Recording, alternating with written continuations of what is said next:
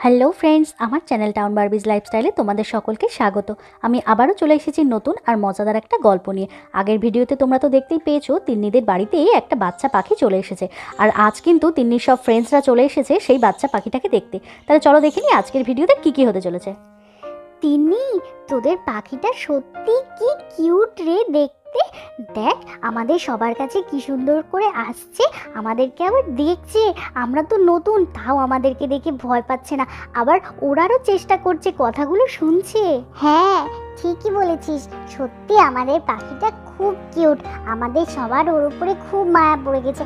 আর ও তো কাউকে ভয়ই পায় না, ও সবার কাছে যায়, সবাইকে দেখে, সবার কথাগুলো বোঝারও চেষ্টা করে, জানিস তো।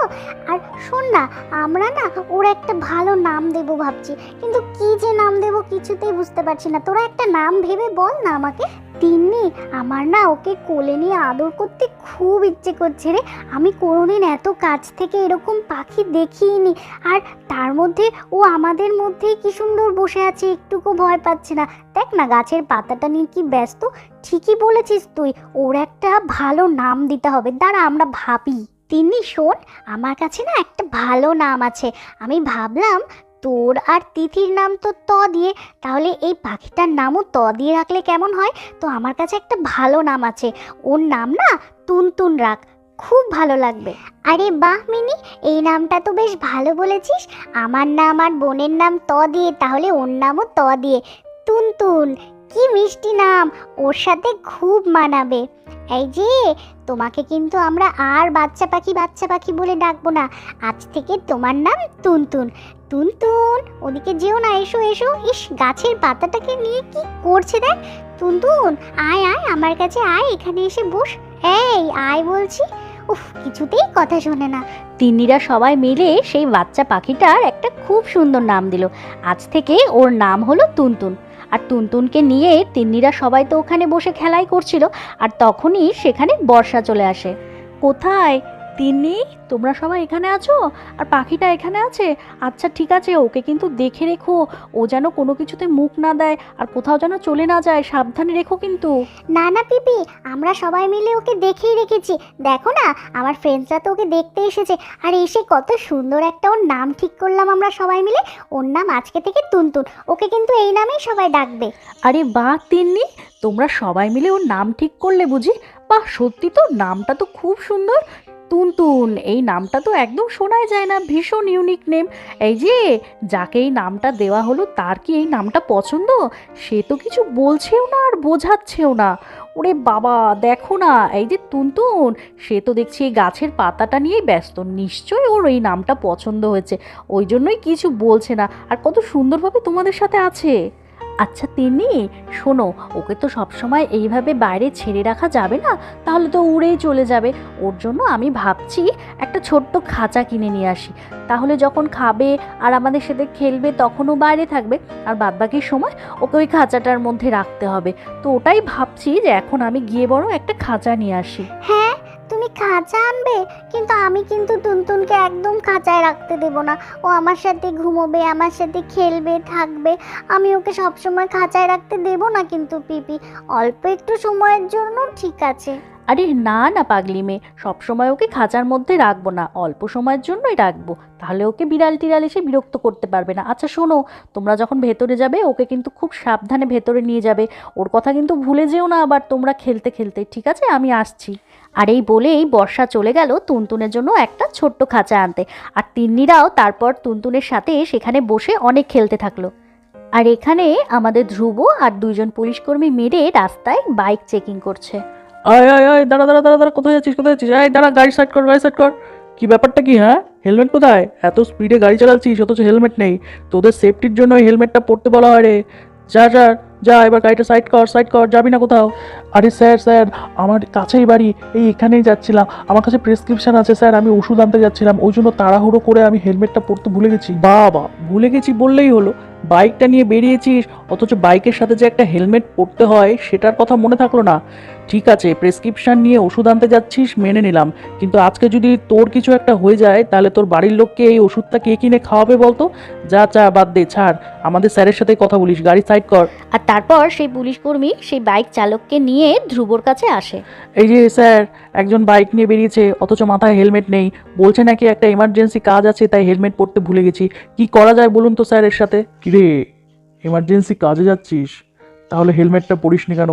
হেলমেটটা পরলেই তো তাহলে তোকে এখানে আটকাতাম না, যেখানে যাচ্ছিলি সেখানে দিব্যি চলে যেতে পারতি। আরে বাবা, হেলমেটটা তো তোদের সেফটির জন্যই বলা হয় রে, আমাদের কিসের দরকার পড়েছিল বলতো তোদেরকে আটকে রেখে এরকম করে হ্যারাস করার?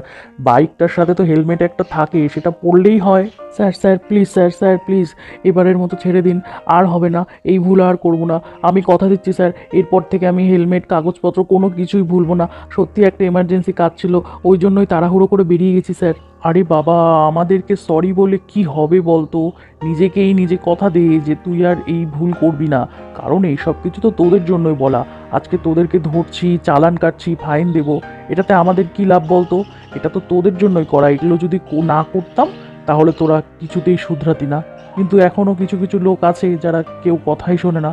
আচ্ছা ঠিক আছে, এবারের মতো ছেড়ে দিচ্ছি, পরের বার থেকে যেন হেলমেট কাগজপত্র কোনো কিছুই যেন ভুল না হয়। Sir sir thank you, thank you, আপনাকে অনেক ধন্যবাদ স্যার।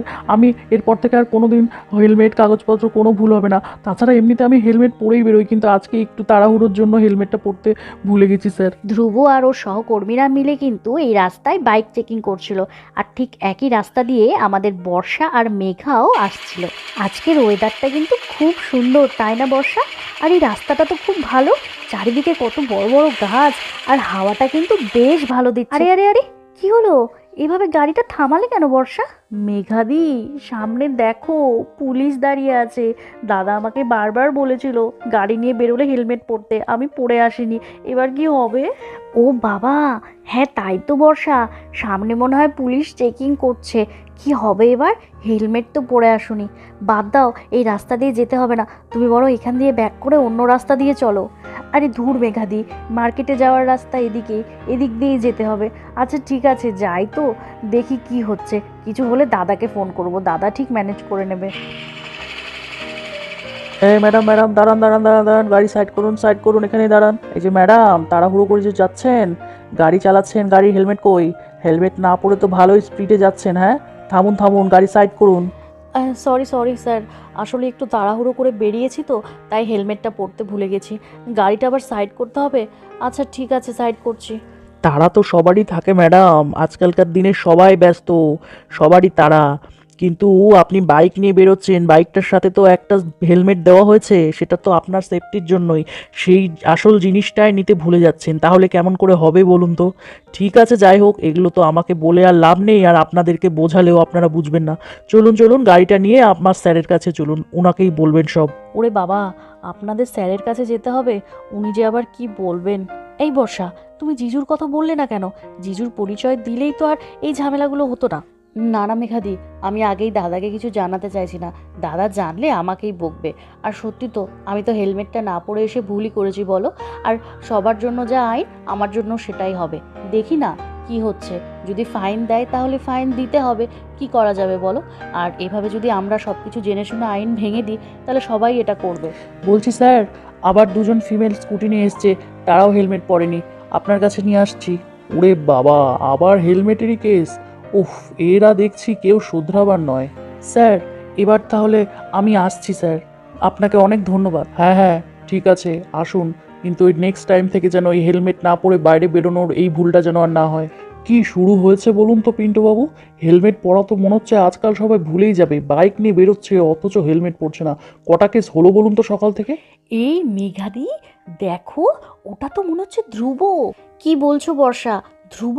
কিন্তু আমি চিনতে পারছি না, আমি তো ওকে পুলিশের ড্রেস পরে দেখিনি, নর্মাল ড্রেসেই দেখেছি। তুমিই ভালো চিনতে পারবে ওকে। হ্যাঁ স্যার, একদম ঠিক বলেছেন, সকাল থেকে 8-9টা কেস শুধু হেলমেটেরই হলো। আর ওই যে দেখুন না, আর একটা কেস চলে এসছে, ওই যে দুই ম্যাডাম স্কুটি নিয়ে বেরিয়েছে অথচ মাথায় হেলমেট নেই। আরে বর্ষা, মেঘা, তোমরা এখানে? ও ধ্রুব, আপনি? আমি তাহলে আপনাকে ঠিকই চিনতে পেরেছিলাম। যাক বাবা, বাঁচলাম। আমি তো ভয়ই পেয়ে গেছিলাম, কোন না কোন অফিসার আছে, সে আবার হেলমেট না পরার অপরাধে আমাদেরকে কোন না কোন কেসে ফাঁসিয়ে দিবে, কত না কত ফাইন দিবে। বাবা, বেঁচে গেছি। হ্যাঁ বর্ষা, আমার আজকে আসলে এখানেই ডিউটি পড়েছে। সকাল থেকে তো আজকে প্রায় বেশিরভাগই হেলমেট কেস ধরছি, কিন্তু আপনি যে এরকম করবেন সত্যি এটা আশা করতে পারিনি। আপনার তো ফাইন হবেই, আমি তো আপনাকে কোনোভাবে বাঁচাতে পারবো না বর্ষা। কি বলছেনটা কি ধ্রুব? আপনি আমাকে বাঁচাতে পারবেন না? আপনার সাথে এত ভালো পরিচয়, আর সেখানে বলছেন যে আপনি কিছুই করতে পারবেন না। আর দাদার পরিচয়ও তো আছে। আপনাদের দুইজনের পরিচয় যদি কিছুই না হয়, তাহলে কি লাভ হলো? সে আমাকে ফাইন দিতেই হবে? না না বর্ষা, আপনি ভুল করছেন। সে যতই আপনার আমার সাথে পরিচয় থাক আর আকাশ স্যারের সাথে পরিচয় থাক, তাতে কিছুই লাভ হবে না। এখন তো অনেক নতুন নতুন নিয়ম হয়েছে, সেগুলো নিশ্চয়ই আপনি জানেন না। এখন তো হেলমেট না পরার অপরাধে ফাইন হবে, তার সাথে সাথে 3 দিনের জেলও খাটতে হবে। সত্যি। আর আমি কিছু করতে পারবো না, কারণ এখানে ক্যামেরা লাগানো আছে। আপনার কথা ভেবে আমার সত্যি খুব খারাপ লাগছে বর্ষা। কি পিন্টু বাবু, আমি ঠিক বলছি তো? আপনি কিছু বলুন। হ্যাঁ হ্যাঁ স্যার, হ্যাঁ হ্যাঁ, ঠিক ঠিক, এই নিয়মটা তো নতুন হয়েছে, 3 দিনের জেল কাটতে হবে। অনেকেই আসলে এই নিয়মটা এখনো জানেন না। হ্যাঁ, এরা কী সব বলছে? এই বর্ষা, এবার কি হবে? শেষে কিনা দিদির বাড়িতে এসে আমাকে জেল খাটতে হবে? ধ্রুব, কিছু করো। আরে মেঘাদি, তুমি শান্ত হও তো। দাঁড়াও।